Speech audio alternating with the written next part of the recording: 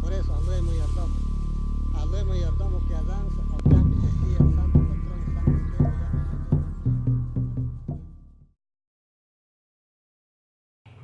Muy buenas tardes, nos encontramos en la calurosa ciudad de Tonalá, en el Centro de Derechos Humanos Digna Ochoa, para una entrevista más del libro de Construyendo la Sociedad Civil en Chiapas, una lectura desde las organizaciones no gubernamentales.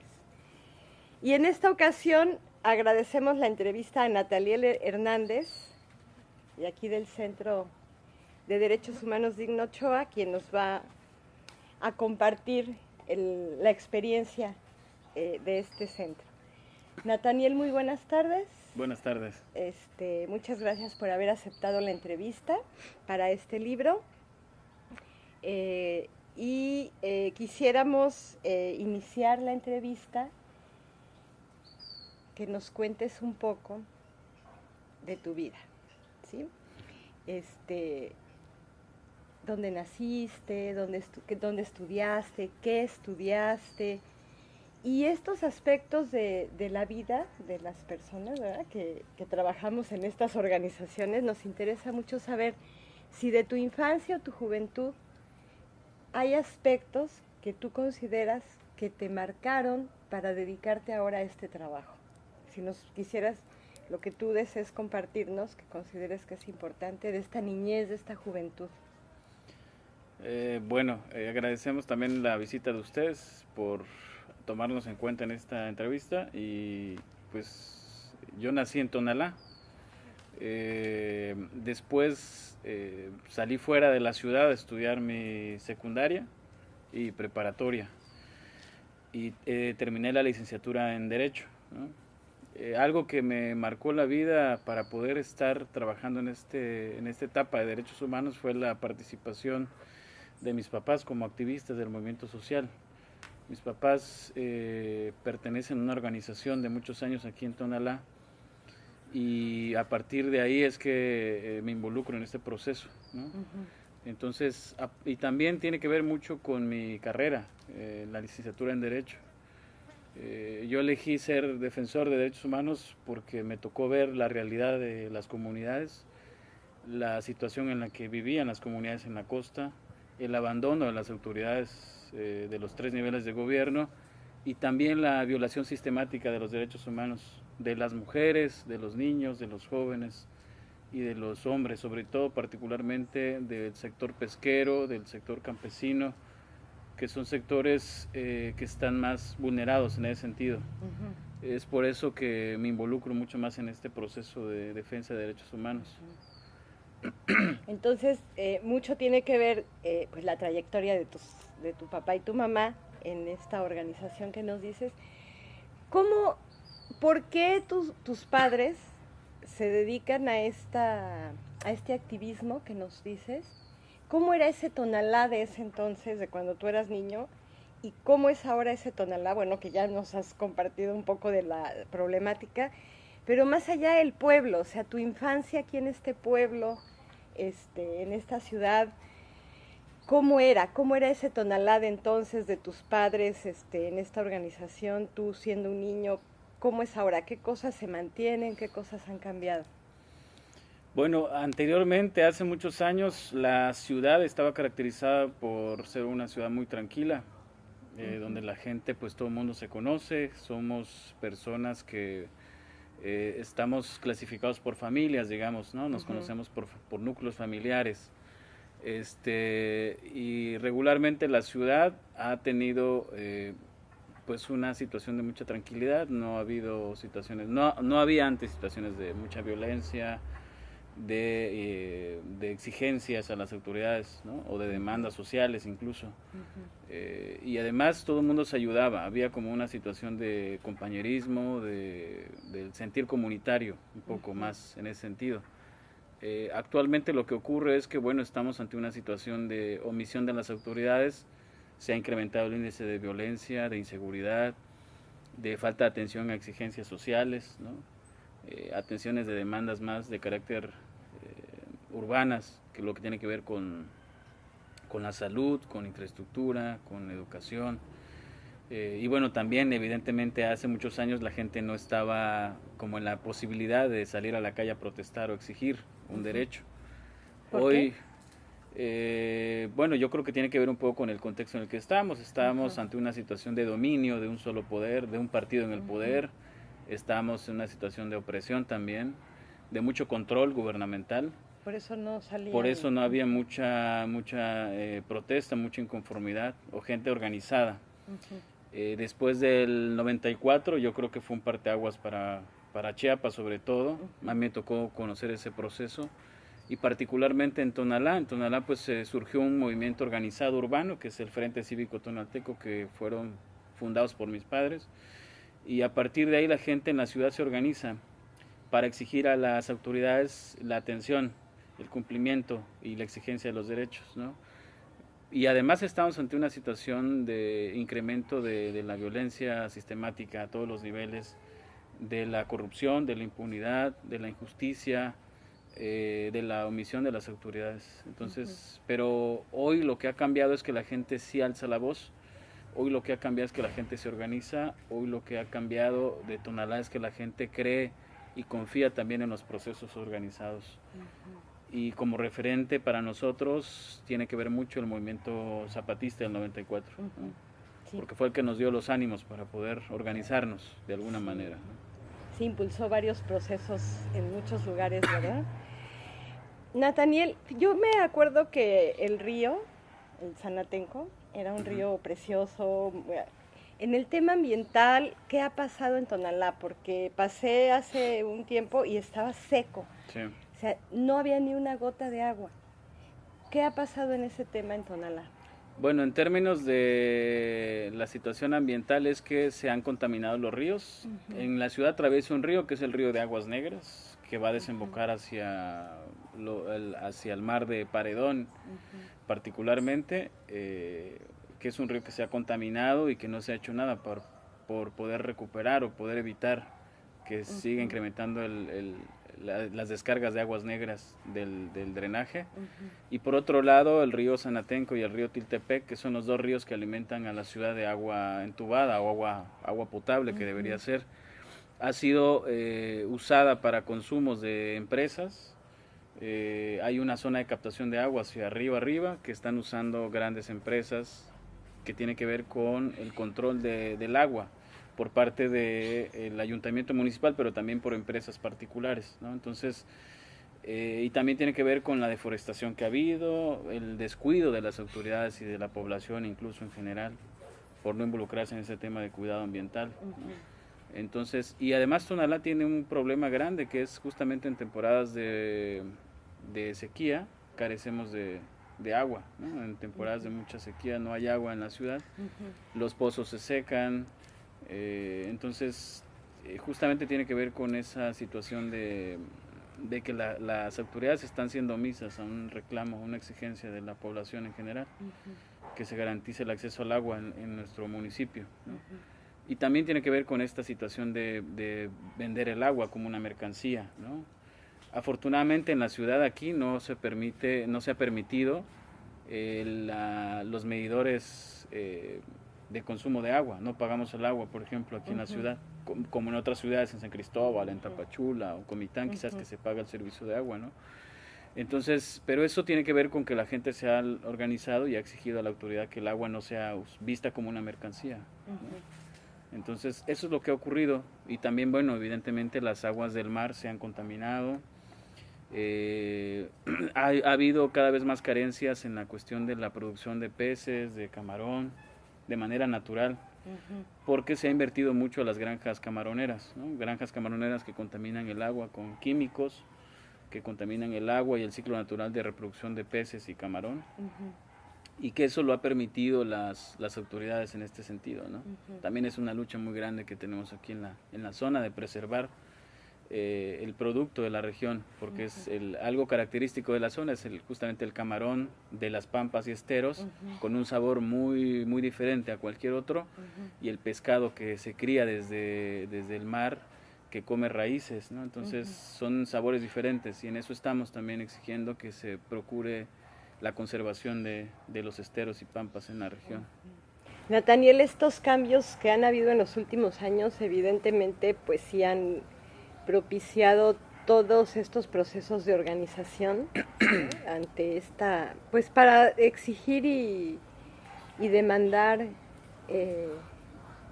los cambios que la población de Tonalá requiere, ¿no?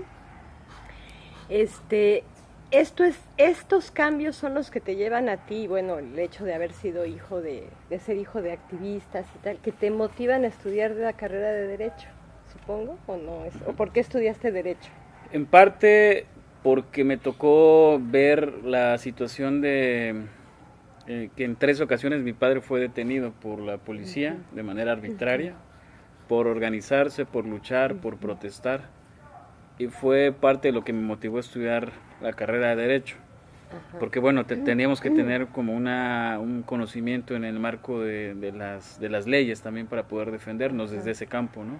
O sea, los abogados, abogadas de Tonalá no cumplían ese papel de defensa de activistas en este caso. Pues no lo cumplen si no tienen un perfil de derechos humanos, con esta mirada de derechos humanos, ¿no? Simplemente son abogados particulares y la relación entre abogado particular es un trato económico a cambio de asumir la defensa de un caso cualquiera, ¿no? En este caso, eso es algo que a mí me marca, pero también me marcó leer la 6ª Declaración de la Selva Lacandona en el 2005. Justo estaba empezando mi inicio de la universidad y eso me orilla a construir un proceso organizado de una organización autónoma en la región que se llama el Consejo Autónomo. Yo nací ahí en ese proceso y nací con la 6ª Declaración, mi militancia es ahí, y a partir de ahí se construye un proceso de resistencia en las comunidades de la costa de Chiapas, en la región, en el municipio de Tonalá, Pijijiapan y Mapastepec. Y también ahí me doy cuenta justamente de la situación que viven en las comunidades, ¿no? Una cosa es pues acostumbrarse a no tener luz, a no tener agua, a no tener atención médica, y otra cosa es también toda la farsa de mentiras del Estado, toda la inversión para programas sociales, para cooptar a los movimientos organizados. Y me tocó a mí justamente eso, impulsar un movimiento de resistencia organizado en la región, y después me toca pues pasarme a este otro proceso que es la defensa de los derechos humanos, como abogado, como militante de una organización y también como persona, porque es algo que me compromete a seguir este trabajo, ¿no? ¿Y qué es lo que te lleva a este cambio, ¿no? De esta organización al Centro de Derechos Humanos? Yo creo que fue lo que pasó? No hubiera sido posible si yo no me involucro en este proceso del movimiento de resistencia organizado en la región, y tampoco hubiera sido posible que hubiera estado aquí hoy si no me hubiera acercado a la realidad del movimiento zapatista mucho más. Desde la 6ª Declaración, en el recorrido que hizo el delegado Cero por la región costa, nos tocó recibirlo en Tonalá, en otra comunidad de Pijijiapan, nos tocó acompañarlo en otros recorridos en el estado, y justamente ahí nos fuimos vinculando con otra realidad, y también como creer en esta esperanza de que otro mundo es posible construirlo siempre y cuando nos organicemos, ¿no? Entonces eso fue algo que me marcó y que me sigue marcando, ¿no? Y desde luego pues un poco el aprendizaje de mis papás que siguen, bueno, mi padre falleció también en esta lucha hace poco, hace 3 meses, y mi mamá sigue todavía participando en este proceso. Entonces es algo que de alguna manera traemos ya en la sangre, en la raíz, en las venas, y que muy difícilmente vamos a cambiarlo. Ese camino, ¿no? Exactamente. Entonces, de este frente surge el Centro de Derechos Humanos. Tú eres fundador de este centro, entiendo. Soy fundador, con otros compañeros más. Nos tocó iniciar este proceso de consolidación del Digna Ochoa, ya como una AC, con registro, y todo lo demás, ¿no? Lo que implica una AC. ¿Y por qué el nombre de Digna Ochoa, Nathaniel? Bueno, Digna Ochoa decidimos ponerle así porque es en reconocimiento a la labor de una mujer que dio su vida por la defensa de los derechos humanos. Es un simple gesto de reconocimiento a su labor, a su lucha, y también nos parece que nos identificamos con ella justamente por su entrega, por su compromiso, por su dedicación, a pesar de las amenazas, de los riesgos, de lo que implicó para ella ser defensora. Nosotros asumimos ese papel también con mucha responsabilidad, con mucho compromiso, y por eso es que decidimos entre todos en un colectivo ponerle Digno Ochoa como un simple gesto de reconocimiento. A Digno. Entonces, digamos que la inspiración del centro es, por un lado, el EZETA, con esta filosofía, esta propuesta zapatista de la construcción de un mundo diferente, y por otro lado, la trayectoria de compromiso de Digno Ochoa. Esos son, digamos, como dos pilares que sustentan la filosofía de este centro. Así es, son los motores que nos mueven para seguir caminando en esta labor de derechos humanos. Y en esta inspiración, ¿cuál es la misión que se plantean ustedes como centro? Esta misión, y si nos puedes contar un poco de los proyectos o programas o líneas estratégicas que ustedes llevan a cabo para cumplir esa misión. Una de las miradas que tenemos aquí es que construir relaciones iguales entre hombres y mujeres, donde se respeten, se reconozcan los derechos humanos, y que bueno, también eso nos lleve a poder construir un proceso más autonómico desde las propias comunidades con las que nosotros trabajamos, ¿no?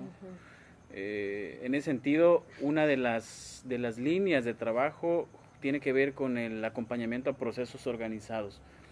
Para nosotros, algo que quedó muy claro desde hace mucho tiempo es que la defensa de los derechos humanos tiene que ver con que la gente se organice, con que los actores involucrados o los actores principales se involucren en su propia defensa de derechos humanos. Y que reconozcan también que tenemos derechos y que también exijan esos derechos, ¿no? Esa es una línea que nosotros estamos trabajando, el acompañamiento a procesos organizados, porque decimos, no es lo mismo exigir un colectivo, un derecho, a que sea de manera individual. Muchas veces creo que el impacto es mucho más grande, ¿no?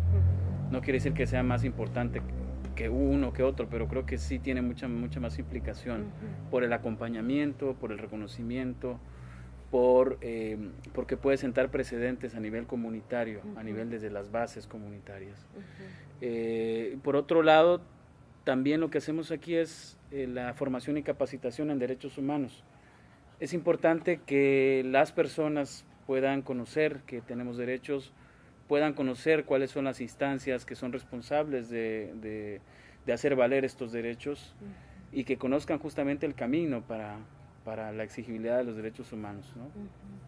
Desde hace muchos años hemos estado promoviendo escuelas de formación en derechos humanos para que hombres y mujeres de las comunidades, sobre todo con las que tenemos relación, participen en estos talleres de formación.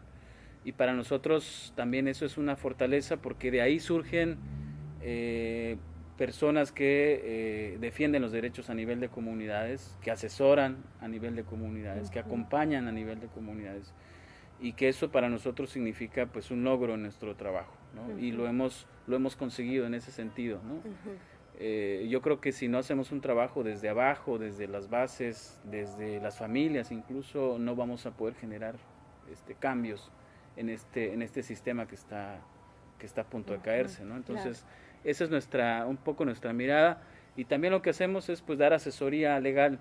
Vienen aquí muchas personas que desconocen el procedimiento que nos establecen las leyes o el sistema mexicano, y pues les explicamos en qué consiste, cuál es el tipo de trámite que tienen que hacer, para que no sean sorprendidas por ninguna autoridad o sean engañadas por otro tipo de personas, ¿no? Eso es lo que hacemos un poco, y también asumimos la defensa de casos de violaciones a derechos humanos. ¿Y litigan ustedes? Pues, ¿O solo dan acompañamiento y asesoría? Estamos dando ahorita acompañamiento y asesoría. En algún momento en este año la idea es litigar casos, sobre todo en la defensa de la tierra y del territorio, que es otro tema que estamos trabajando a partir de este año.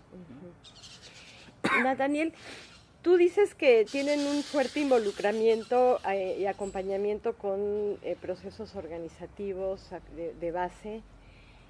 ¿Cómo hacer para que a la hora del litigio no se convierta esto en ser juez y parte? Porque puede pasar, sí, ¿no? Y entonces un centro de derechos humanos que cae en este conflicto de intereses, ahí entra un problema como de credibilidad, confiabilidad, no sé. ¿Cómo piensan ustedes tener un límite, digamos, en este involucramiento hacia los procesos organizativos que a quienes se les violan los derechos humanos y ustedes defender cómo cuidar esa parte? Pues yo creo que parte de la estrategia de acompañamiento y de defensa tiene que ver con que primero sea una exigencia de los procesos que acompañamos, y por otro lado reconocer hasta dónde está nuestro límite de participación en este acompañamiento, en esta defensa como organización. Y desde luego nuestro trabajo siempre es cuestionado, siempre es criticado, ¿no? por diversos actores, y lo que tratamos de hacer es justamente poder definir junto con los acompañados hasta dónde podemos llegar, ¿no? Y también asumir las implicaciones de este acompañamiento, de lo que nos implica para uno y para otro. Lo que nosotros hemos hecho regularmente es que la gente pueda asumir su defensa legal, ya sea con abogados particulares, y nosotros simplemente poder acompañar este tema del mismo proceso, digamos, ¿no? Para justamente no caer en esta contradicción de que estamos pues generando un interés en el tema, ¿no? Desde luego que lo tenemos, por supuesto, porque es algo que nos interesa a nosotros que se pueda cambiar, pero si queremos seguir trabajando esta labor tiene que ser de esa forma, ¿no? Nosotros creemos que puede ser con el acompañado, con el abogado y con el acompañamiento de una organización de derechos humanos. Creo que de estas tres formas podemos caminar mejor, nos parece a nosotros, ¿no? Entonces, eso es lo que hemos hecho y eso es lo que estamos haciendo actualmente, ¿no? Y ahorita nos vamos a enfrentar a una situación muy, muy fuerte, que es el tema de la defensa de la tierra y el territorio, en donde, pues, tú sabrás que la situación del Estado, del país, es que está en venta, ¿no? Está en venta nuestro territorio, nuestras tierras, nuestros bienes naturales, y ahí es donde básicamente estamos definiendo la ruta de la estrategia legal, en qué sentido nos toca a nosotros asumirlo, a qué nivel, y también a qué nivel le toca a las comunidades involucrarse en este proceso de defensa, ¿no? ¿Y como qué nivel piensan? Porque el despojo está haciendo en todos los niveles, entonces ustedes como en qué han pensado orientar su defensa del territorio. Ahorita estamos fortaleciendo el trabajo más a nivel comunitario. Nosotros creemos que si hay un trabajo de concientización, de sensibilización, de participación activa de la asamblea ejidal, la asamblea comunal, la asamblea de pobladores, asamblea de avecindados, a nivel comunitario, es muy difícil que un proyecto o un megaproyecto aterrice en ese sentido, porque tiene que pasar por la autorización muchas veces por las asambleas ejidales y por las autoridades de los ejidos o comunidades. Estamos afianzando las relaciones de trabajo con estos dos niveles, digamos, con autoridades ejidales y con las bases, quienes viven en la comunidad, en el asentamiento humano,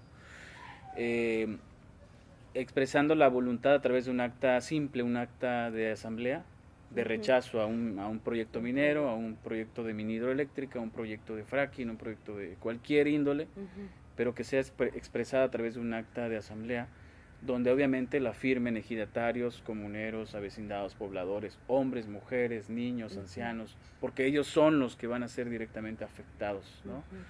Y ese trabajo nos ha dado muy buenos resultados, porque hemos logrado que la minería y los proyectos de mini hidroeléctrica en la región se han suspendido, más no están cancelados.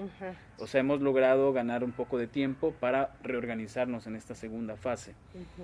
Vamos a entrar en otra etapa, entonces ahí vamos a tocar la instancia de los tribunales agrarios, el Registro Agrario Nacional, quizás un juicio de amparo, y muy probablemente ahí estemos también con las posibilidades de que el Estado pueda manipular alguna resolución a través de un tribunal o un juzgado, porque eso es muy sencillo, ¿no? Esto es así, desafortunadamente en este país no hay garantías. Pero también vamos a dar la batalla legal en ese sentido, ¿no? Para poder sentar un precedente de quienes están cometiendo estos actos de impunidad, de abuso de poder son las autoridades y no las comunidades, ¿no? Entonces, y también creemos que eso nos va a provocar implicaciones de que la gente va a quizás a desconfiar por si perdemos de manera legal un juicio, ¿no? Va a generar el desánimo de las comunidades, quizás pensando de manera negativa, ¿no? Pero hay que prever los escenarios, claro. Si lo ganamos, seguramente refuerza un poco el cimiento a nivel comunitario. Si perdemos, puede ser que pase eso. O incluso puede ser que el ofrecimiento sea mucho más grande a nivel económico, la cooptación de los ejidatarios, de la asamblea, de los representantes de las comunidades, ¿no?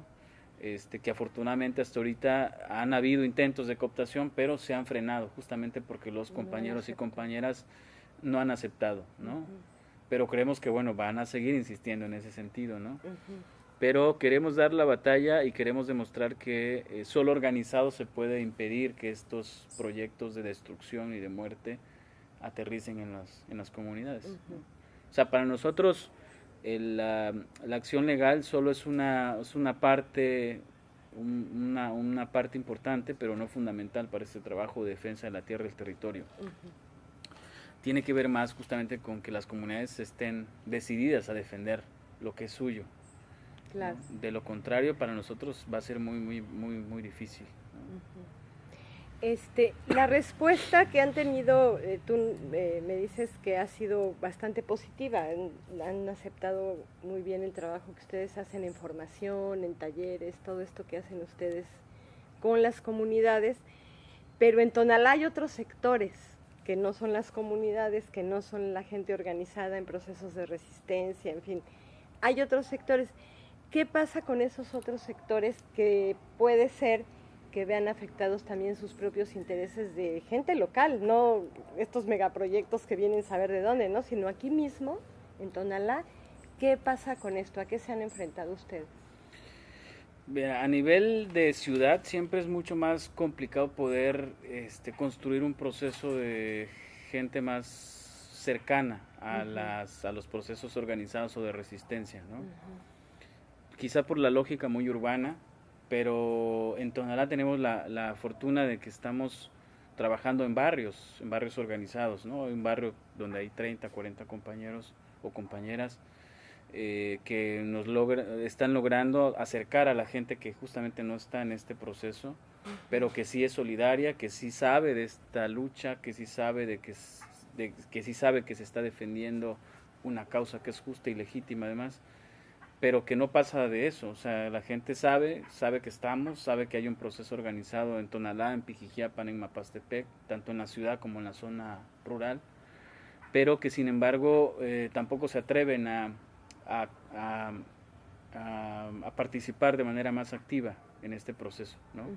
Entonces es muy complicado para nosotros en ese sentido, pues poder acercarnos a sectores con los que no llegamos tampoco, ¿no? Y que también es mucho más complicado, ¿no? Por ejemplo, nos ha complicado mucho acercarnos con jóvenes en la ciudad, que no encontramos la forma, no encontramos cómo incluso poder lograr que se organicen, no que los organicemos, sino que se organicen para defender sus propios intereses, ¿no? Quizás ¿por qué no se estarán organizando los jóvenes? Pues quizá tiene que ver con que estamos ante una situación de mucha tecnología, de mucha situación de ruptura del tejido social, de muchos centros de consumo de alcohol quizás, ¿no? El consumo de drogas es otra situación aquí en la región que cada vez es más evidente. Pero bueno, no sabemos en realidad por qué los jóvenes no se organizan, ¿no? Es muy complicado trabajar aquí en la región y que de alguna manera lo hemos propuesto, lo hemos intentado de una u otra forma, con la intención de que, bueno, ellos encuentren sus propios intereses, ¿no? Y sin embargo no hemos logrado llegar a ese nivel de poder organizar a jóvenes que se organicen. Sin embargo, por ejemplo, con hombres adultos o con mujeres, la gente participa mucho más, sobre todo en la región, más mujeres que hombres, por ejemplo, ¿no? La participación de las compañeras es mucho más clara que los hombres en ¿Y eso asambleas. por qué es, Nathaniel? ¿Por qué las mujeres responden más a este tipo de procesos? Pues quizá es porque les toca estar con la carga familiar, quizás muchas veces, otras veces porque tiene que ver con que ellas asumen la decisión en la familia, son las mujeres. En la región costa lo que hemos visto es que quien decide muchas veces en participar, en acudir a asambleas o a reuniones o espacios de toma de decisiones son las mujeres y no los hombres. Y quizás porque les ha tocado vivir una situación de mucha más, con muchas más dificultades, ¿no? Tanto económicas, sociales, políticas y de reconocimiento de sus derechos, ¿no? Pero afortunadamente, pues creo que las compañeras mujeres han participado en este proceso organizado y tienen su espacio, su lugar de toma de decisiones, y también en los ejidos y comunidades les reconocen y se reconocen esos derechos de las mujeres. Aunque bueno, en ese sentido creo que también los compañeros, los hombres están caminando junto con las mujeres en este proceso, que para nosotros eso es muy importante, que los compañeros y compañeras podamos caminar juntos en la defensa de la tierra, del territorio, en la defensa de los derechos humanos, y que falta mucho que hacer, por supuesto, ¿no? Pero es valioso para nosotros que en este trabajo esté nutrido de mujeres y de hombres, y nos falta todavía un poco más el trabajo de jóvenes, por ejemplo. ¿No? ¿Y cómo han logrado ustedes que los hombres vayan caminando a la par que las mujeres en este proceso?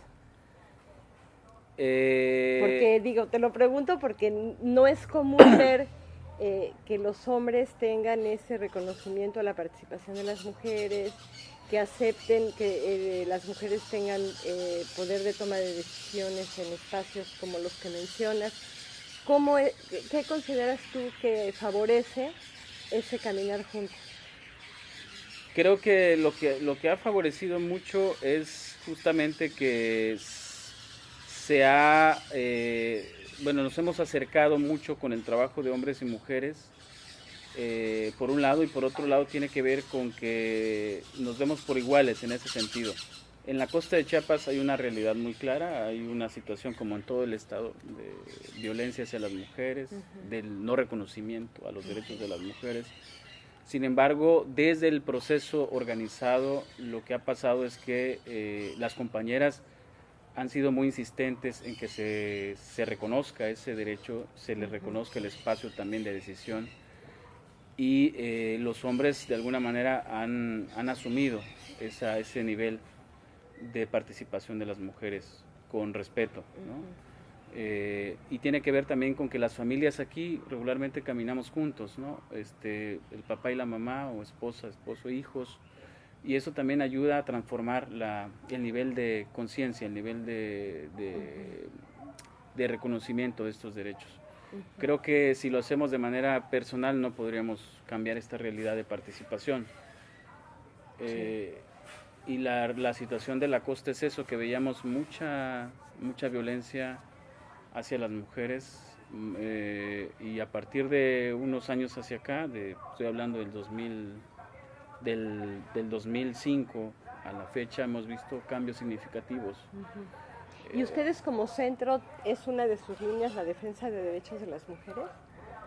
¿Cómo lo hacen? Es una línea que no trabajamos de manera directa. Hace 2 años dejamos ya de trabajar, digamos, el tema como un eje principal de trabajo,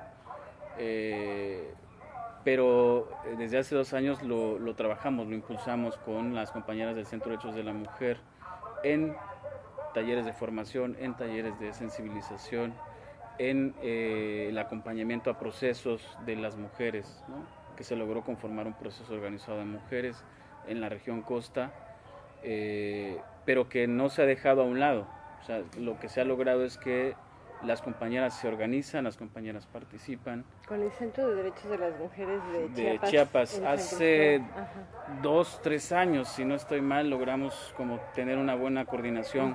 Nosotros somos un poco inexpertos en algunas cosas, o desconocemos algunas cosas, ¿no? Entonces solicitamos la intervención del centro, pues, sobre todo para fortalecer más el trabajo de mujeres en específico. Se logró hacer, las mujeres siguen todavía trabajando, siguen impulsando más el trabajo en las comunidades, pero solas, ¿no? O sea, ya no con un acompañamiento directo, porque bueno, finalmente este trabajo lo tienen que hacer desde las propias compañeras, desde los propios compañeros, ¿no? Sí. Entonces, Ahora que mencionas lo de este trabajo coordinado con el Centro de Derechos de las Mujeres, ¿qué otras alianzas establecen ustedes? ¿Con quién? ¿Para qué? ¿Cómo es esa cuestión de las alianzas entre ustedes? De ustedes con otros actores. bueno, como Centro de Derechos Humanos participamos en la Red Nacional de Organismos de Derechos Civiles, todos los derechos para todos y todas, somos parte de esa red.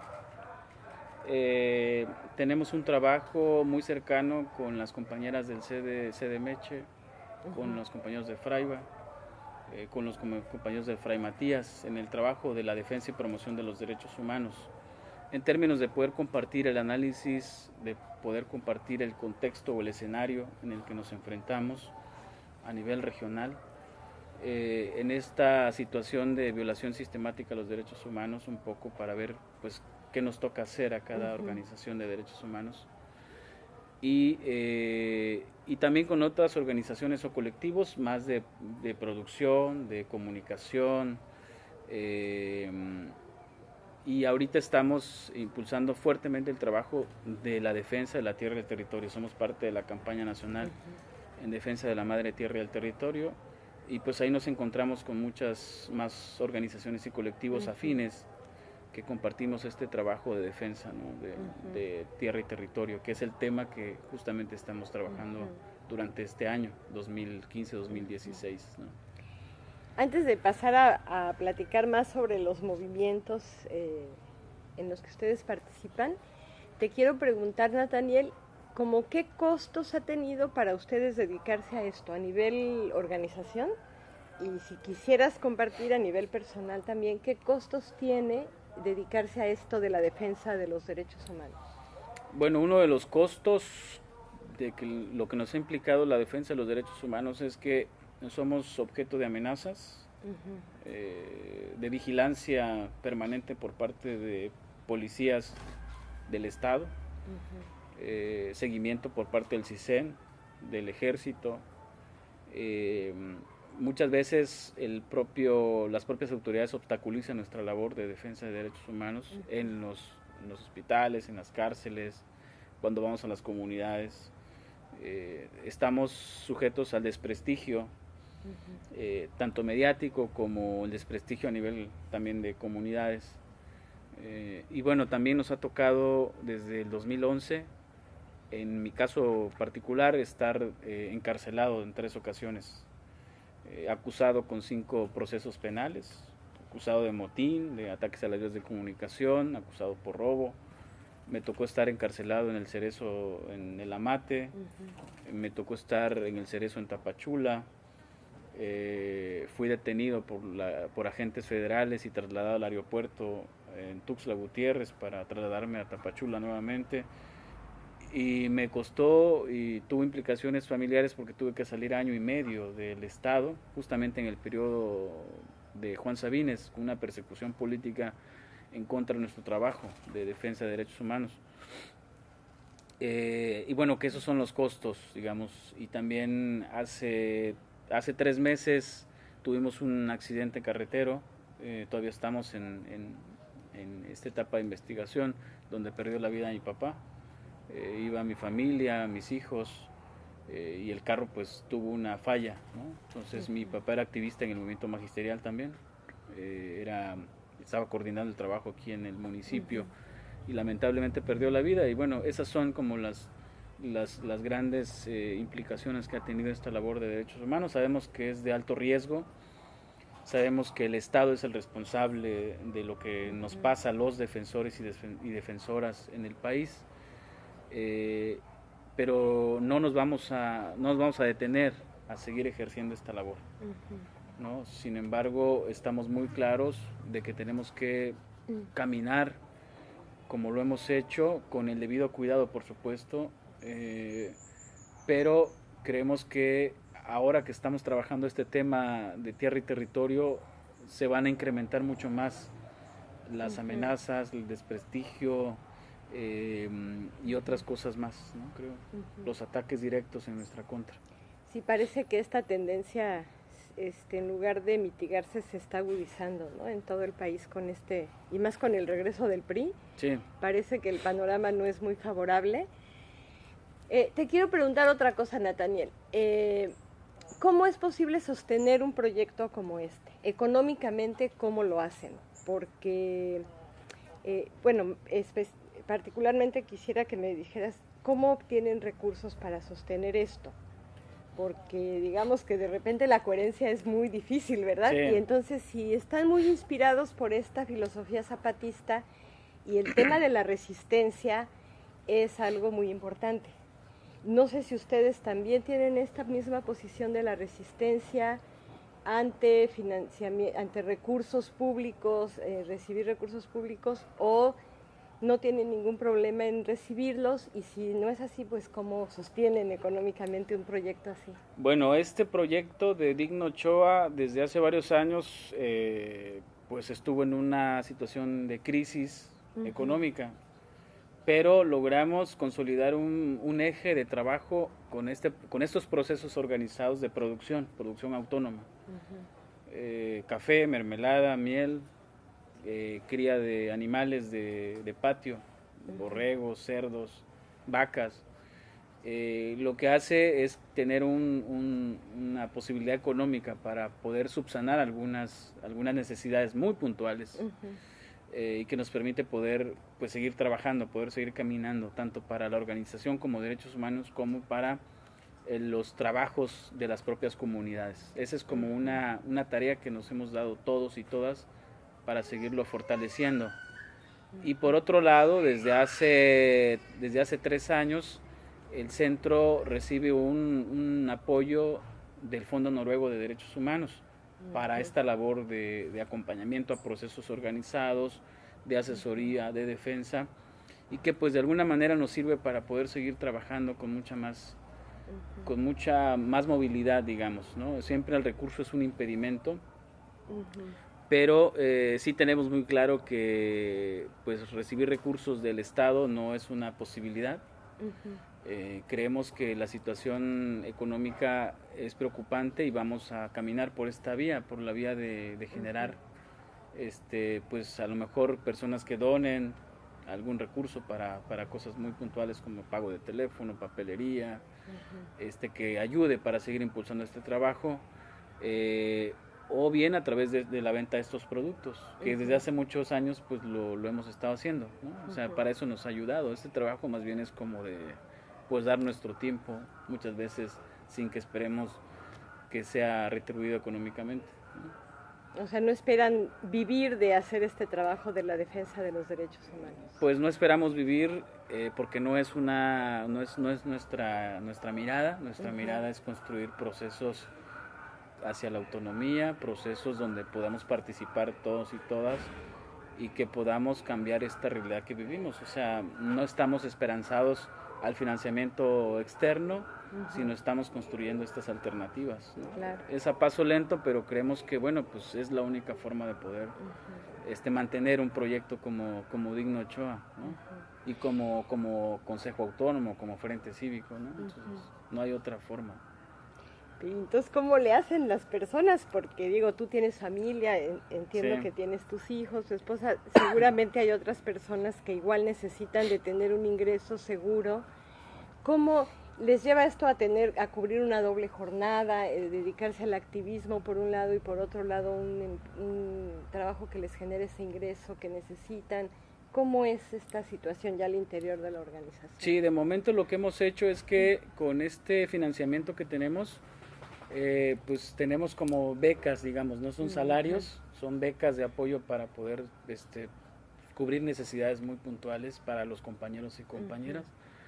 Y por otro lado, pues también la gente ha sido muy, muy generosa en apoyar. pues a lo mejor con donar material de papelería, muchas veces con aportar en especie para la alimentación, y con eso vamos caminando en este proyecto, porque nuestra mirada no es no es servirnos de este trabajo, sino más bien servir con nuestro trabajo de derechos humanos. Pareciera que fuera imposible, pero creo que se requiere mucha disposición, mucha voluntad, y pues lo hemos hecho desde que me tocó a mí asumir la dirección, pues estar en etapas de crisis sin recibir ni un financiamiento, hasta que de repente surge un apoyo para cosas muy básicas como para sobrevivir, no para vivir, más bien para sobrevivir. Entonces, eso es lo que hemos hecho, por eso se mantiene Digna Ochoa. Y nosotros hemos dicho, con financiamiento o sin financiamiento, el proyecto va a seguir caminando. ¿No? Lo tienen ya muy claro. Lo tenemos muy claro, y pues las crisis económicas, o que si las financiadoras se van del país, no nos preocupa tanto, porque hemos estado en momentos muy difíciles, ¿no? Entonces hemos logrado que mucha gente solidaria pues dé su aportación o su donativo, ¿no? Para cubrir estas necesidades, y avanzamos, ¿no? Entonces no nos asusta la crisis en realidad.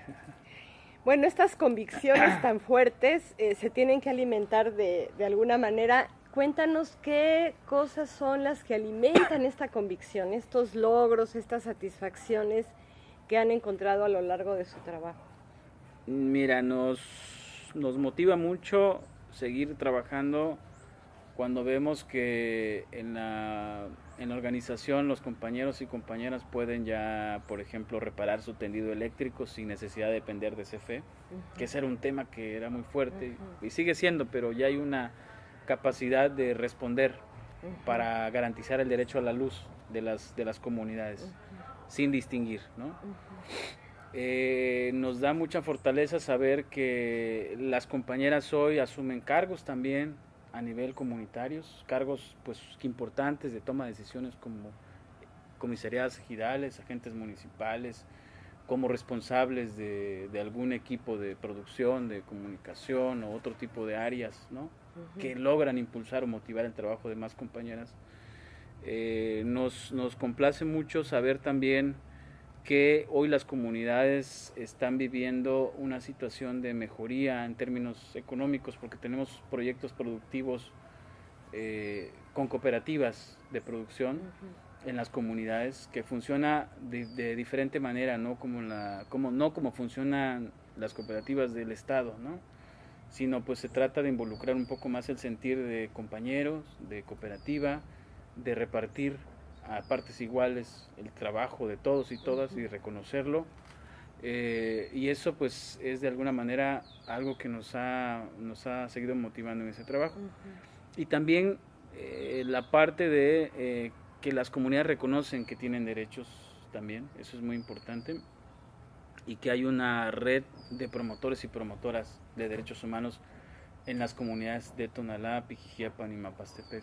Que ya están actuando. Han estado trabajando desde hace mucho tiempo, que no dependen directamente del Digna Ochoa de manera económica, sino hacen una labor en sus tiempos disponibles, y que es un trabajo muy, muy valioso, el más valioso que podemos tener nosotros, porque justo nuestras miradas están en las comunidades, nuestros ojos están ahí.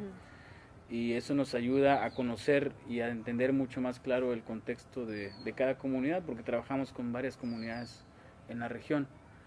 Y también nos inspira mucho, eso es hace 2 años, 2 años atrás, que teníamos una amenaza de implementar minería, de implementar megaproyectos de mini hidroeléctricas, y se logró frenar a través de un proceso organizado con autoridades ejidales, a partir de la participación de los promotores y promotoras de derechos humanos, y que bueno, yo creo que justamente esa es la inspiración para seguir trabajando, ¿no? Y bueno, tenemos muchas más cosas que se han conseguido a nivel comunitarios, ¿no? Como que las comunidades tienen agua, que han garantizado el derecho al agua, que tienen mejor educación o exigen mejor educación, ¿no? Atención médica, como ese tipo de cosas que de repente motivan también a la gente a seguir confiando, a seguir creyendo en este proyecto de derechos humanos, ¿no? Nathaniel, ¿nos puedes compartir un poco de Pues tal vez el punto de vista del Centro Digno Ochoa o la incidencia, o la incidencia territorial que tienen ustedes en temas como la cuestión de la reserva de la sepultura, por ejemplo, ustedes tienen incidencia ahí o no, la cuestión esta del parque eólico, qué posición tienen ante eso o qué trabajo están haciendo ante este parque eólico, lo de la minería en playa y montaña, que particularmente qué posición tienen, qué opinión y qué hacen respecto a eso. Las microhidroeléctricas, también, que nos compartieras un poco esto que están haciendo en relación a estos temas y territorios. Bueno, primero el centro tiene un trabajo definido, digamos, de manera territorial.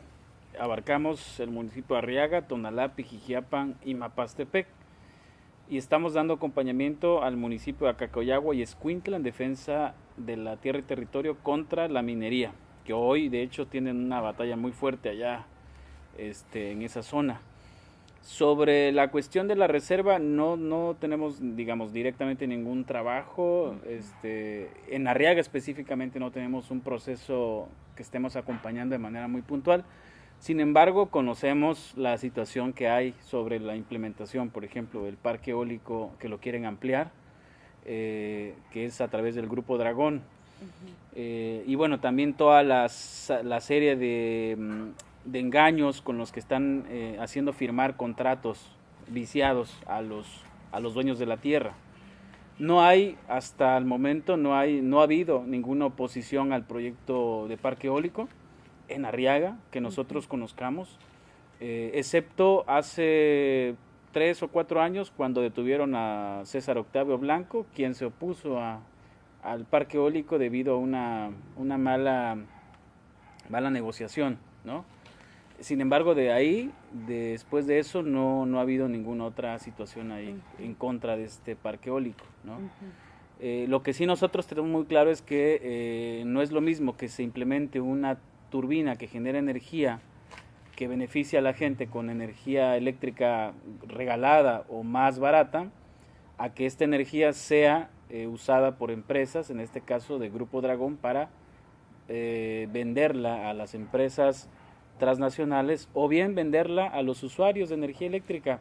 Aquí en la región tenemos una batalla fuerte del tema de que haya una tarifa justa de luz que sea asequible a las posibilidades de la gente, ¿no? Y también una exigencia de reconocimiento de la energía eléctrica como un derecho humano, que es un proceso que acompañamos a través de la Red Nacional de Resistencia Civil. Entonces, en ese sentido, a nosotros nos parece una contradicción, digamos, ¿no? Esta implementación de proyectos que evidentemente favorecen a las grandes empresas y no a las comunidades. En el tema de la reserva, lo que sí tenemos muy claro es que se construyó la autopista, por ejemplo, de Arriaga Coita, ¿no? O Cozucuautla. Hubo una destrucción de árboles y que no ha sido resarcido ese daño a la naturaleza, a esta reserva, ¿no? Que parte de la reserva es la que, bueno, alimenta el agua hacia el municipio de Arriaga y Tonalá, parte de esa zona. Y esta empresa española no ha resarcido ese daño, por ejemplo, ¿no? O sea, pero también nosotros no conocemos un movimiento organizado en Arriaga que defienda estos daños al medio ambiente en esa región, ¿no? Entonces, bueno, eso podría compartir. Por otro lado, en Pijijiapan hay como la intención de construir 4 mini hidroeléctricas en el río Cuapa y río Margaritas, ¿no? Estas 4 mini hidroeléctricas están con un discurso de energía verde, ¿no? Energía renovable, igual que el parque eólico en Arriaga. Pasa lo mismo, la generación de energía eléctrica va a servir para venderla a empresas y no para regalar a los usuarios o para disminuir los costos de las tarifas eléctricas en Chiapas o en el país. ¿Qué es lo que va a ocurrir? Bueno, las comunidades utilizan el agua de los ríos, son 2 ríos grandes en Pijijiapan, los ríos más caudalosos son estos. Estas aguas van a ser utilizadas para la generación de energía eléctrica, pero también está diseñado para las mineras, para las empresas mineras, ¿no? Entonces van como juntos, digamos, estos dos proyectos. Nuestro posicionamiento ahí, compartimos con las comunidades, es que bueno, que esta agua no debe ser utilizada para esos fines, digamos, si no favorecen a las comunidades, ¿no? En este caso, una discusión que hemos dado a nivel organizativo es que si una mini hidroeléctrica sirve para abastecer de energía a toda una ciudad, pues igual puede ser favorable, ¿no? Siempre y cuando no se pague la energía eléctrica o siempre y cuando se pague una cuota de mantenimiento, que no es lo mismo a pagar tarifas elevadas, ¿no? Eso es lo que comentan también las comunidades en ese sentido, ¿no? Que no hay ningún beneficio con estos proyectos. Y por otro lado, se tiene pensado implementar la minería tanto hacia la sierra, la montaña, como hacia la zona mar. Hasta el momento no ha habido ninguna intención de querer empezar a explorar o a querer implementar esta devastación de los bosques y del mar. Hay un fuerte movimiento organizado en contra de la minería en Pijijiapan, sobre todo en la zona del mar, muy fuertemente, donde están comunidades organizadas ahí. Y que sabemos que evidentemente que lo que va a ocurrir o lo que quieren hacer es pues causar una gran afectación ambiental, una devastación a la franja costera, una destrucción a los bosques, a los cerros, y que bueno, la gente pues no tan fácil lo va a permitir. Una, porque el mar, los pescadores dicen que son hombres del mar, o sea, viven del mar, viven de la pesca, y difícilmente van a permitir que las aguas del mar sean destruidas, contaminadas, sobre todo por proyectos de minería, ¿no? Y la cuestión de la zona sierra, pues la gente es gente campesina que se dedica a la cosecha del maíz particularmente. Y pues evidentemente también no van a permitir que se destruya la zona donde se alimentan, ¿no? Entonces, eso es lo que ha pasado, ¿no? Hasta ahorita no se ha generado ninguna intención de implementar estos proyectos, porque surgió a tiempo un movimiento organizado de comisariados ejidales, agentes municipales y de comunidades para decir no a los megaproyectos, ¿no? La consigna es el rechazo a estos megaproyectos, ¿no? Y sí se ha discutido pues cómo se utilizan estos bienes, ¿no? Bueno, de alguna manera se están utilizando para la reproducción de camarón, peces, pero no para extraer minerales, por ejemplo, ¿no? Y no para generar luz a través de los ríos, porque bueno, son proyectos quizá muy costosos y que las comunidades pues no tendrían el dinero suficiente para implementar estos proyectos que podrían favorecer, por supuesto, a las comunidades, ¿no? Con otra mirada, no con la mirada de hacer dinero a través de los bienes naturales, sino cómo se favorece a las comunidades. Entonces, pues eso también. Y en Acacoyagua y Escuintla hoy están dando una gran batalla muy fuerte, están impidiendo que la empresa minera empiece a extraer muestras para la extracción de minerales. Están bloqueando el acceso a la comunidad, han impedido que la empresa minera entre a esa zona, y hoy están en una fuerte amenaza que corre en riesgo su vida y su integridad de los compañeros y compañeras que defienden la tierra, el territorio en Acacoyagua y Escuintla, ¿no? Ahí sí están ya las empresas encima de los territorios, porque en algún momento aceptaron las concesiones, los permisos mineros, aceptaron la implementación de estos proyectos de manera engañada, ¿no? Y hoy pues la gente se da cuenta de los daños que ocasiona la minería, ¿no? Daños a la salud y al medio ambiente. Hay afectaciones de personas con cáncer en ese municipio que están registrados. Se está contaminando el agua de los ríos, de los pozos, y pues evidentemente la gente está en la lógica de sacar estas empresas mineras del municipio de Acacoyagua y Escuintla. Entonces, pues en eso estamos un poco acompañando y trabajando, ¿no? Oye, Nathaniel, ¿y esta defensa del territorio, además de este sentir de la población de que es una injusticia, de que es un despojo, de este sentir, porque lo viven, de los daños a la salud, a su vida cotidiana, a su economía, en fin, ¿ustedes qué posición o qué opinión tienen acerca de acompañar esta defensa con estudios técnicos, con algo que complemente esta manifestación popular, digamos, de descontento ante el despojo? ¿Cómo se vinculan ustedes con quien porque pues hay organizaciones que se dedican a emitir opiniones técnicas? O sea, ¿cómo ven ustedes esta posible vinculación?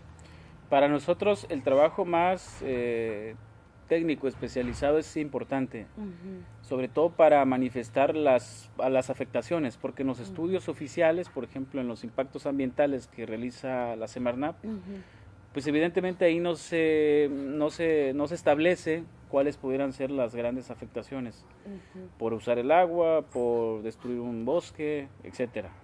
Entonces nos parece fundamental poder tejer alianzas con organizaciones que trabajen sobre eso, y lo primero que hicimos con una organización de especialistas fue un mapeo, por ejemplo, de los megaproyectos, ¿no?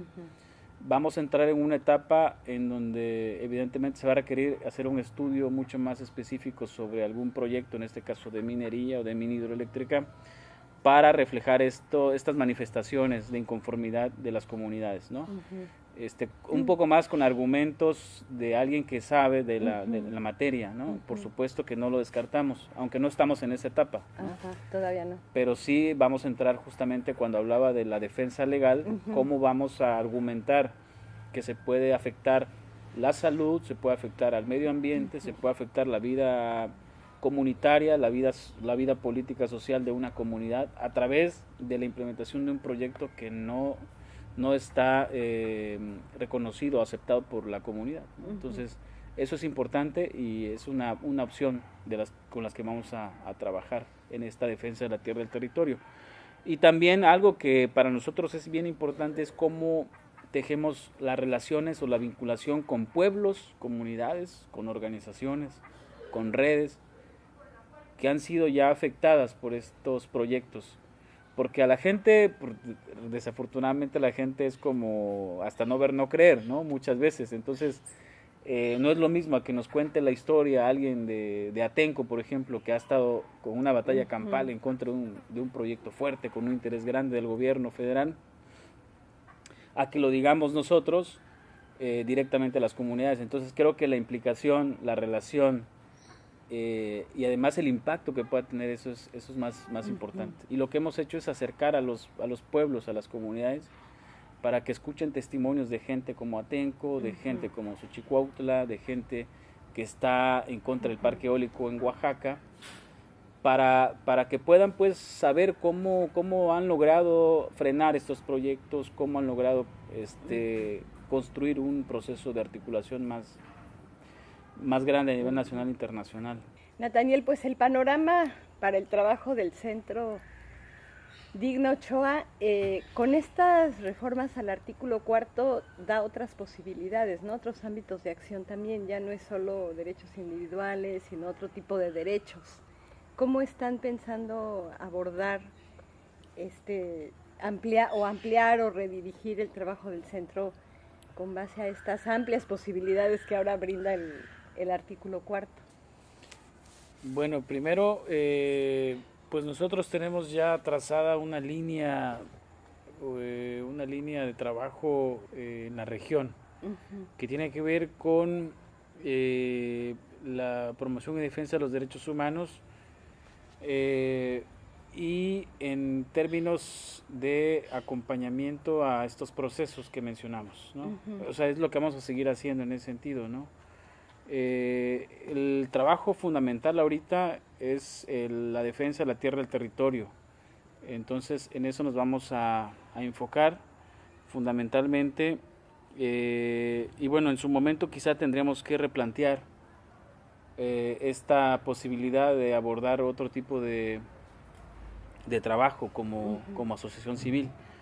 En ese sentido nosotros estamos en esta línea de la defensa y la promoción de derechos humanos en la región costa, y pues en ese sentido nos mantenemos, pues, ¿no? Entonces, en su momento no hemos platicado con el equipo se divide en una coordinación, en un área de consejo directivo y el equipo operativo, entonces tendríamos que replantearlo de manera coordinada, Claro. ¿no? Esta posibilidad de explorar nuevas rutas de trabajo, Sí, sí, sí. ¿no? Oye, Nathan, y el tema de la migración. Tonalá es una ciudad de tránsito de migrantes de Centroamérica hacia el norte. Y bueno, principalmente el gobierno mexicano, pero hay sectores de la sociedad que consideran la migración como un problema. Sin embargo, hay posiciones como el padre Solalinde que consideran a la migración como un derecho humano.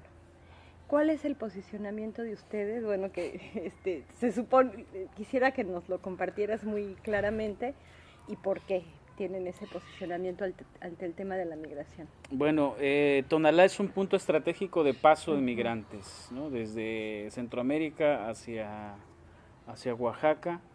Esta es la zona o el flujo principal migratorio. De hecho, la mayor parte de los migrantes pernocta aquí en la ciudad para posteriormente seguir su camino. Para nosotros es importante reconocerlos como personas con derechos también. El hecho de que sean de otro país no significa que no tengan los mismos derechos como nosotros, como mexicanos o mexicanas. Y pues también compartimos un poco esta exigencia de reconocerle los derechos como personas migrantes, ¿no?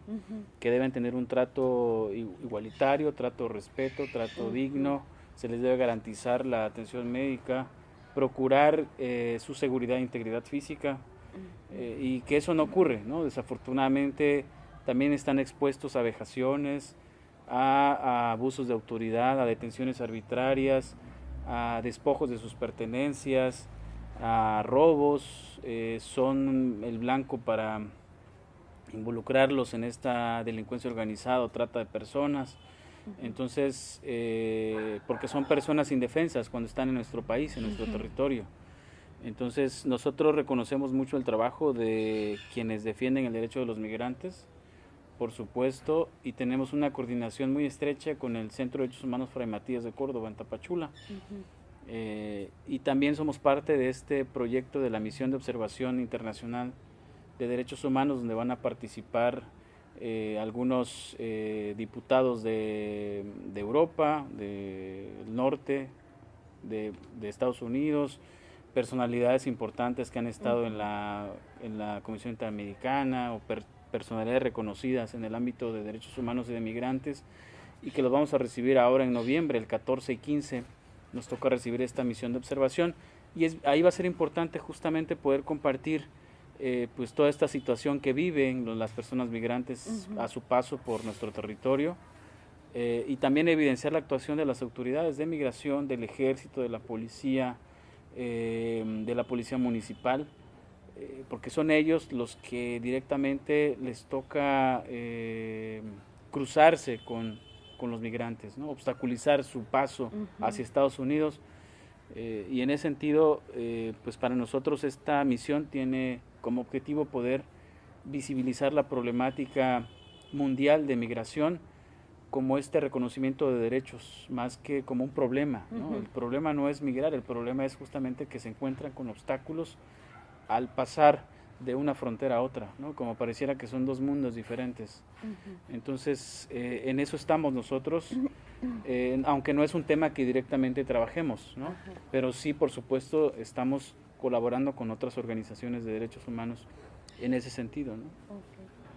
Mira, y ya entrando ahora sí de lleno al tema de los movimientos, tú nos hablabas de su participación en la red por la defensa de la madre tierra y el territorio, o la red de todos los derechos para todas y todos. ¿En qué otros movimientos están participando y cómo es esa participación del Centro Digno Ochoa? Pues nos adscribimos como adherentes a la sexta declaración del EZ, en este proceso de la otra campaña, que ahora ya no es la otra campaña. Seguimos caminando junto con otras organizaciones, colectivos o personas individuales en este horizonte de construcción de otro mundo posible. Estamos trabajando en coordinación con la Red Nacional de Resistencia Civil, que comprende o que abarca varios estados de la República, entre ellos Chiapas, Oaxaca, Guerrero, el Estado de México, Puebla, Tlaxcala, Chihuahua, donde hay procesos en contra de las altas tarifas de energía eléctrica y que están exigiendo además el reconocimiento de la energía como un derecho humano, es decir, que pueda ser gratuita o que pueda ser de acuerdo a la condición social o económica de las familias en el país. Estamos también participando con movimientos a nivel internacional, sobre todo en Barcelona, en España, con un grupo que se llama la Adhesiva, que es un espacio de articulación de organizaciones que sirve como para visibilizar la problemática de la región, del estado o del país. Entonces, pues en esos espacios estamos tratando de mantener la coordinación y articulación con mucha más permanencia, digamos, ¿no? Podríamos decir que estos movimientos a los que ustedes se adscriben y participan están trabajando de una o de otra manera, todos en contra de este despojo, de este sistema neoliberal, ¿no? Ante estos despojos que nos niegan el ejercicio de nuestros derechos humanos y de todo tipo de derechos, ¿no? ¿Qué desafíos tú ubicas para estos movimientos que están en contra de estos despojos producto de un sistema neoliberal, de esta globalización voraz? ¿Qué desafíos son los principales que ustedes identifican? Y bueno, ¿y qué tendríamos que estar haciendo, no? Pues nosotros consideramos muy importante que en este andar en el que estamos debe de permanecer la articulación de movimientos, de luchas, de procesos o de redes, con una sola mirada, digamos, de poder cambiar este sistema, de poder cambiar esta realidad que vivimos, y de anhelar justamente a construir sueños, ¿no? En ese sentido de autonomía, de ejercicio de los derechos sin ningún obstáculo, de reconocer al que es diferente, ¿no? Hombres, mujeres, niños, jóvenes. Y creo que sin duda vamos a enfrentarnos ante una amenaza más grande, porque bueno, pues está el PRI en el poder, porque lo va a querer seguir manteniendo, porque la represión se va a agudizar, no solo a los que defienden derechos humanos, sino a los que también están de alguna manera ejerciendo o exigiendo el cumplimiento de estos derechos, ¿no? O sea, a todos los niveles nos va a alcanzar esta represión, y tenemos que hacer un frente común y dejar a un lado nuestras diferencias o intereses muchas veces a nivel colectivo, organización, y poder pues buscar las formas o las alternativas de vernos como iguales, de reconocernos con una problemática común. En el país vivimos impunidad, injusticias, corrupción, abuso de poder, no hay democracia, y creo que eso nos puede ayudar para poder coincidir. Entonces creo que nos falta mucho buscar las coincidencias. Históricamente tenemos muchas diferencias políticas por detrás, de manera personal, de manera colectiva, y eso se antepone mucho y podría ser un obstáculo entre nosotros para poder seguir avanzando en la búsqueda de la democracia, de la justicia y de la libertad que anhelamos, ¿no? Y a veces entre movimientos identificamos mucho nuestras diferencias con el otro, ¿no? Y la competencia que se da también entre organizaciones o movimientos, y en eso le dedicamos mucha energía, ¿no? Sí. Pero no a esto que dices, a buscar las coincidencias y construir relaciones más colaborativas, más solidarias. ¿Por qué será que privilegiamos lo negativo por encima de lo positivo, que es lo que nos va a permitir alcanzar nuestros objetivos? Sí, quizá tiene que ver con anteponer los intereses más de manera personal que de manera colectiva, ¿no? Cuando nos veamos como un colectivo, como un solo sujeto, vamos a poder caminar en estas coincidencias, ¿no? No quiere decir que no tengamos nuestras diferencias, por supuesto que las van a ver, pero creo que tenemos que priorizar la lucha y la defensa de la tierra, del territorio, la lucha de las mujeres, la lucha de los jóvenes, de los migrantes, de los campesinos, de los pescadores, y que pues ahí no hay diferencias, ¿no? O sea, finalmente vamos a vernos como iguales, Claro. de esta lucha significativa de quien está exigiendo se le respete y reconozca como gay, como lesbiana, como homosexual. Y entonces ahí coincidimos, ¿no? Porque son humanos, porque somos personas, y creo que debemos de anteponer nuestro interés colectivo por el personal muchas veces, Claro. para poder construir este mundo que tanto soñamos, ¿no? Y eso estamos haciendo nosotros poco a poco, y creo que las organizaciones abonamos en este proceso, por supuesto. Si no, no fuera posible tanto cambio que ha habido, tanto a nivel legal como a nivel comunitario, a nivel de ciudad, ¿no? O a nivel rural. Nathaniel, ¿cómo lo ves tú dentro de 10, 15, 20 años? ¿Cómo van a estar? ¿Qué van a estar haciendo? ¿Hacia dónde en estos 15 o 20 años? Aunque ya dijiste que no lo han platicado y todo eso, pero tú como Nathaniel, ¿cómo ves este centro en 15, 20 años? ¿Qué van a estar haciendo y qué cambios necesitan ocurrir al interior del centro y afuera para que esto ocurra? Bueno, nos vemos primero como un equipo más consolidado y más crecido. Somos un equipo muy pequeño, somos 5 personas. Quizá aquí hacen falta muchas veces manos y cabezas que puedan abonar a los procesos. Creemos que si somos más, con voluntad, con claridad política, podemos seguir construyendo cosas diferentes. Y en 10 años esperamos que sea un proyecto más consolidado, mucho más legítimo en el trabajo que hacemos de derechos humanos en la región, a nivel estatal y nacional. Y también esperamos, por supuesto, que se reconozca la labor de los defensores y defensoras, no en papel, no en ley, sino más bien en la vía de los hechos, que nos permitan poder seguir trabajando como lo hemos hecho, ¿no? Sin ningún obstáculo.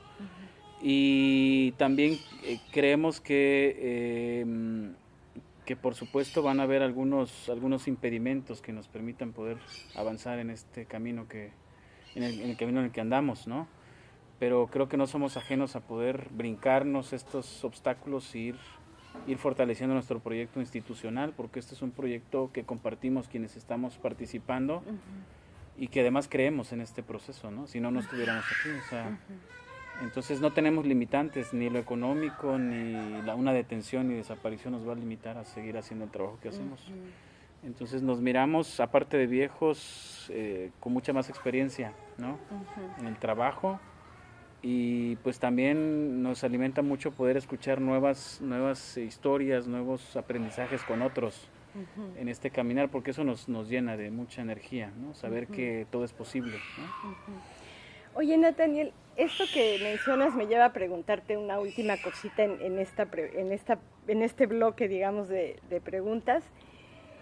Tú dices, bueno, aparte de más viejos, ¿no? Nos vemos con más experiencia. Y claro, es una realidad. ¿Qué te diré yo que llevo 29 años en mi organización, en San Cristóbal? Y un desafío muy grande que tenemos, porque son desafíos que tenemos por delante de largo plazo, ¿no? Nuestras misiones, digamos, la misión institucional de cada organización son sueños a largo plazo que sí requieren de un relevo generacional, que requieren que quienes fundamos las organizaciones con esos sueños y esas convicciones tan grandes, sepamos transmitir a otra generación ese sueño para su continuidad, ¿no? Claro, la nueva generación lo hará a como la generación les dice, pero ¿cómo hacemos eso? Porque por lo menos en mi organización y en varias que conozco, ese es un desafío muy grande, este relevo generacional. ¿Cómo tendríamos que transmitir esto? ¿Debemos esperar que otra generación asuma nuestro sueño o no? ¿O la generación que viene trae sus propios sueños y no tenemos que heredar estos sueños nuestros? ¿Qué opinión tienes ante esto? Es justamente algo que hemos estado discutiendo tanto a nivel personal como a nivel institucional. En mi caso, por ejemplo, yo heredé una experiencia y una lucha de mis papás. me toca a mí asumir este trabajo y además nuestro equipo de Digno Ochoa somos jóvenes todos de 30 a 33 años, ¿no? Con muchos sueños y esperanzas y nos toca, creo, sí nos toca poder transmitir este trabajo, esta labor que hemos hecho para que siga, ¿no? En esta situación de generación en generación. Habrá sus diferencias, creo, porque los momentos, digamos, pues ya no son iguales. Nos toca ahorita en la etapa de la tecnología, de innovar siempre en cosas diferentes, ¿no? En hacer cosas que logren involucrar a más personas en este proceso. Y quizá después de 10 años la situación sea diferente, ¿no?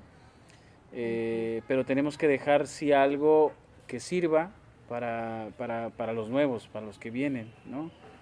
Entonces, aunque sí lo veo complicado, digamos, que eso ocurra, ¿no? Yo creo que si no nos mantenemos, si no logramos este relevo generacional, el proyecto de Digno Ochoa se puede venir abajo en algún momento, o de cualquier organización. De cualquier proceso, sí, de cualquier claro. proceso comunitario o lo que sea, se puede venir abajo siempre y cuando pues se debe de transmitir esta experiencia, andar. Y algo que decía mi papá es que debemos de caminar juntos lo más que podamos, ¿no? Para poder aprender. Porque si no, luego no aprendemos y nos olvidamos, ¿no? Nos olvidamos de esta trayectoria. Entonces yo tengo muy presente eso y lo que hacemos es pues poder transmitir a la gente con las que podamos compartirlo, ¿no? Entonces, yo espero que no se acabe el proyecto Digno Ochoa ni otro proceso valioso y que siga avanzando, ¿no? Siga caminando, pues. Nathaniel, si hay algo que no te pregunté y que quisieras agregar a esto que consideres que es muy importante que quede contenido en el artículo del libro. Pues bueno, que nosotros pues estamos trabajando en la región Costa con varios procesos organizados en esta defensa y promoción de derechos humanos. Creo que parte de lo más esencial de este trabajo que van a realizar ustedes está ya dicho, ¿no? No tengo más que agregar.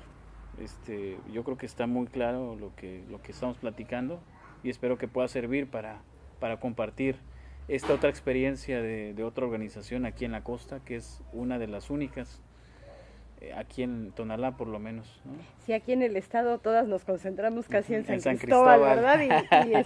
Y por eso quisimos venir, porque es muy importante también recuperar las experiencias de organizaciones como ustedes, que de repente el trabajo se hace mucho en soledad, ¿no? Sí. Al no tener una red de organizaciones alrededor,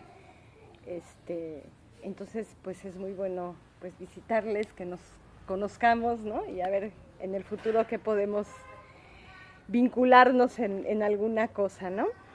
Mira, Nathaniel, esta entrevista la vamos a difundir en un programa de radio que tenemos que se llama Espacios de Esperanza y que se transmite a través de una radio comunitaria en San Cristóbal que se llama 99.1 Frecuencia Libre.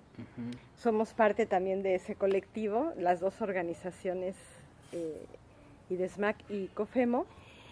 Y este programa de Espacios de Esperanza se inspira en la propuesta de David Harvey de la creación de espacios de esperanza.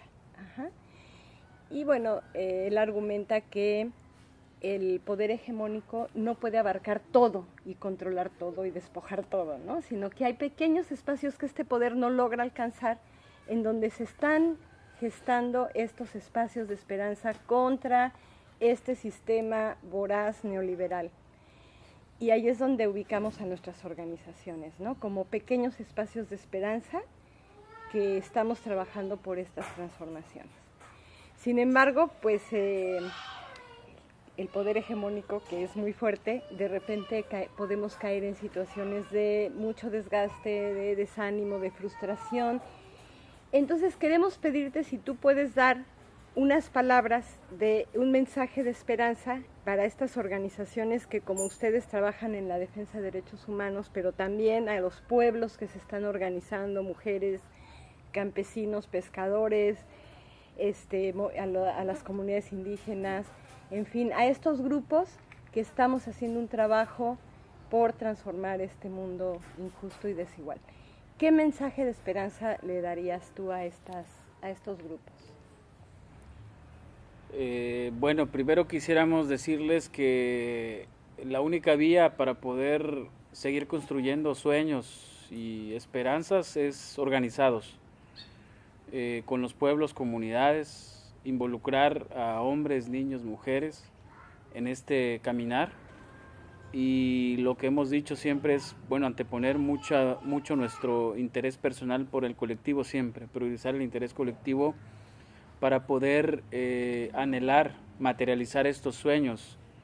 El Centro de Derechos Humanos surgió como un sueño de alguien que lo pensó en algún momento, que nos lo compartió en algún momento y que entre todos logramos materializarlo, y hoy es un proyecto que ha durado por más de 10 años y que se mantiene a pesar de los obstáculos y de las dificultades, y que sirve además para poder articular procesos, para poder defender lo defendible, que son los derechos humanos, y además sirve como un pretexto para poder cambiar la realidad de este sistema que tenemos en este país y en el mundo. Esperamos que este proyecto pueda servir como una inspiración, como a nosotros nos sirvió como inspiración el levantamiento armado en el 94. También nos ha servido como inspiración todos los ejemplos de lucha y de resistencia que hay en el país, de que es posible siempre derrocar estas políticas depredadoras impuestas por los gobiernos, y que pues esperamos que nos podamos encontrar compartiendo otra realidad, compartiendo sueños y anhelos juntos y juntas, y que podamos dejar pues un futuro para los que siguen, que son quizás nuestros hijos, nuestros nietos, ¿no? Y entonces en eso creo que estamos caminando desde Digna Ochoa, y invitamos a los pueblos, a las comunidades a seguir organizados, porque es la única vía, no hay otra más que estar organizados. Nathaniel, muchísimas gracias. Ha sido una entrevista muy interesante. Nos has compartido pues muchos aspectos, muchos elementos que para las organizaciones, al leer el libro, nos van a fortalecer mucho nuestros propios procesos. Te agradecemos mucho habernos dado la entrevista, y agradecemos también al Centro de Derechos Humanos Digna Ochoa que nos recibieron en sus instalaciones. Pues fue muy importante esta visita también para nuestro equipo.